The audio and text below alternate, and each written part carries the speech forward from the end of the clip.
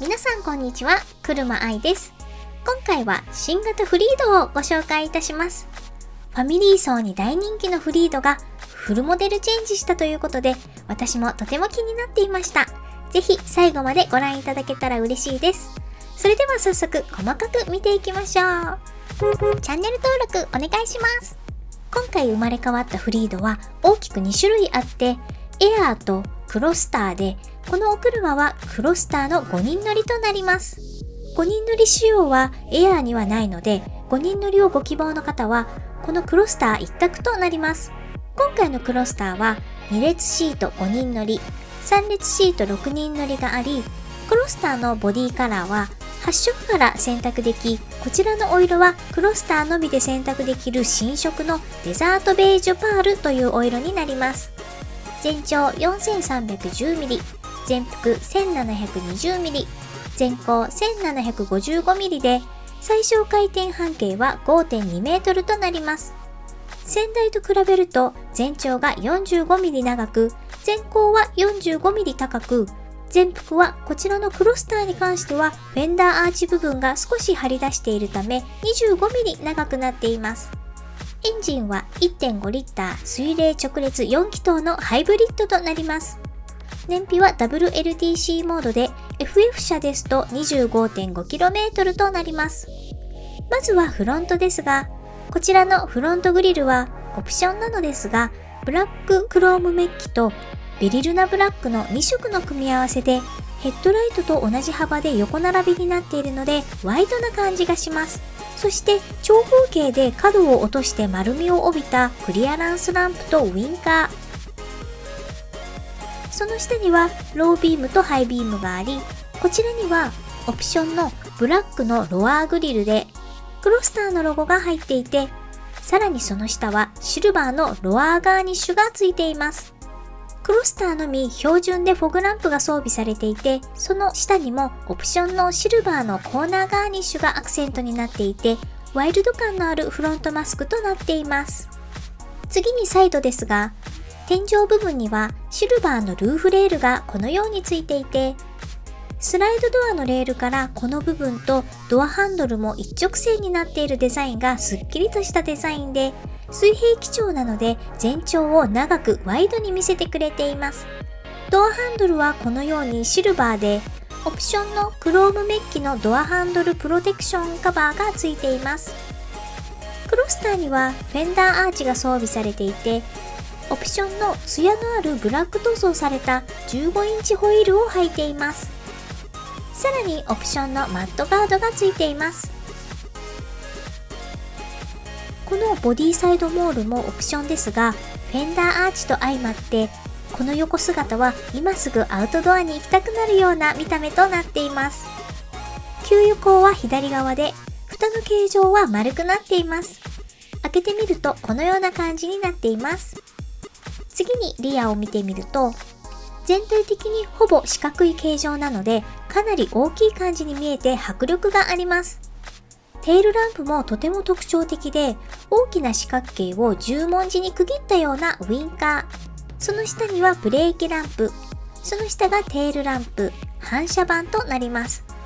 各ライトが四角く面積が大きいので、視認性が非常にいいなと感じました。下部のリアバンパーも SUV のような感じで、オフロードも走れちゃいそうなワクワクさせてくれるデザインになっています。それでは内装を見ていきましょう。内装色はブラック&カーキで、正面やドアにカーキ色の革が用いられており、シックで落ち着いた印象です。中央にはオプションの 11.4 インチのディスプレイナビがついており、音量調整ボタン、ハザードボタンが中央に配置され、上下の可動域が大きめな吹き出し口があって、このつまみも大きめでつまみやすいです。こちらには本革巻きでやや大きめで高さも結構あるシフトノブ、エコモードボタン、電動パーキングブレーキ、そしてメモリー機能付きのブレーキホールドボタンがあります。シフトノブの左側にはエアコンの温度調整、風量調整のダイヤル、ここれがカチッカチッと回した感触が伝わるので非常に使いやすいなと感じます。また操作ボタンがこの四角い範囲にまとまって配置されているので、指の動きや目線の動きを左右に大きく動かしたりすることなく操作できる点も使いやすそうだなと感じました。そしてその下には運転席と助手席のシートヒーターボタンが配置されています。シートヒーターのボタンもこのように分けて配置されているとパッと見て分かりやすくていいなと思いました。そしてその下の助手席側にドリンクホルダーがあって、オプションのタイプ C 差し込み口、中央には USB の差し込み口、12V のアクセサリーソケットがついています。さらにその下にはオプションの HDMI 差し込み口、小物入れが上段と下段にそれぞれあり、上段にはウェットティッシュなどが入れられて、下段は上段よりもちょっと小さめなのでウェットティッシュは入りませんでしたが、小物入れが多いのはとても便利ですよね。それでは運転席周りを見てみましょう。ハンドルは2本スポークとなっていて、個人的には3本スポークとか4本スポークの方が見た目も使い勝手も好きなのですが、2本スポークはどんな感じなのか試乗できる機会があったら試乗してみたいなと思います。材質は本革で握りやすく、太さも私好みの太さでいいなと感じました。ハンドルの右側は運転支援系のボタンで、チタン風なかっこいい加色がされています。左側はメーター内操作ボタンが配置されています。そしてその奥右側にはパワーボタン、左側にはちょっとしたミニ小物入れがあります。正面に配置されているメーターの周りはカーキ色の革の素材が使われ、質感の高さを感じます。運転席からのビューは水平基調ですっきりとしていて、大きめのナビも視界の邪魔になっていないので非常に見やすいなと感じました。またこの A ピラーも細めなので左右の視界も良好で、見学にいらしてた他のお客様もすごく見やすいとおっしゃっていたのが印象的でした。運転席右側にはエアコンの吹き出し口、ドリンクホルダーがあり、紙パックはちょっと難しいですが、この形状ですとドリンクに限らず小物入れとしても使えていいなと感じました。さらにその左側にも小さい小物入れがあり、下には後席の電動スライドドアのスイッチがあり、横滑り防止機能オフスイッチ、さらにその下に給油口のレバー、ボンネットのレバーがあります。給油口とボンネットのレバーがパッと見分けがつくように、給油口だけ白く目立たせてあるのが分かりやすくていいですよね。そしてペダルはこのような形状になっています。代わって天井ですが、チケットホルダーとバニティミラー付きのサンバイザーと LED の室内照明、SOS ボタンがこのように配置されています。次にシートですが、撥水と撥油加工されたファブリックと手触りのいい革のコンビシートでオレンジ色のステッチが使われていて、座り心地も程よく柔らかく、長時間でも疲れにくそうな印象です。ちなみにシートの調整はこのように手動となります。運転席ドアは上の部分は硬い素材、握るところはソフトパッドが採用されていてカーキ色になっています。ドアハンドルはシルバーで、窓操作ボタンはこのようになっています。その下にはドリンクホルダーと小物入れがあります。次に助手席側を見ていきましょう。正面のカーキ色の革部分を開けてみると収納になっていて、このようにティッシュボックスを入れたり、その下もちょっとしたトレイのようになっていて、ちょっと模様のある素材が採用されていて、ウェットティッシュなどが置けたり、その左側にはドリンクホルダーもついています。紙パックはきちんと下まで入らないのでちょっと不安定ではありますが、もちろんペットボトルはきちんと入れられます。これだけ収納がたっぷりですと、荷物の多いお出かけやお子様がいらっしゃるファミリーにもとても使い勝手が良さそうですよね。そして天井部分にはバニティミラー付きのサンバイザーがあります。それでは後席を見ていきましょう。まずここは持ち手がついていて、この展示車は5人乗りなので2列シートでベンチシートとなっています。後席に座った感じも程よく柔らかくて、座り心地はなかなかいいなぁと感じました。また足元の広さに関しては結構大きめに座席を前後できるので、比較的広々とした足元空間を得られるなといった印象です。またドアには手動のサンシェードもついています。シートポケットは助手席側のみついており、こちらにはオプションのテーブルがついていて、ペットボトルや紙パックも、紙パックはちょっと入りませんでしたが、こういったテーブルがあると非常に便利ですよね。そしてテーブルの両サイドにはフックもあるので、お買い物バッグなどをかけることができます。天井を見てみると、オプションのモニターが設置されています。このモニターは5人乗りのみで設置可能で、6人乗りですとここには後席用のエアコンの吹き出し口がつきますので、モニターは設置できない仕様となります。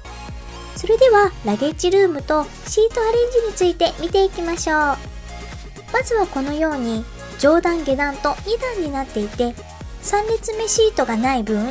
かなり大きな荷室空間となっています。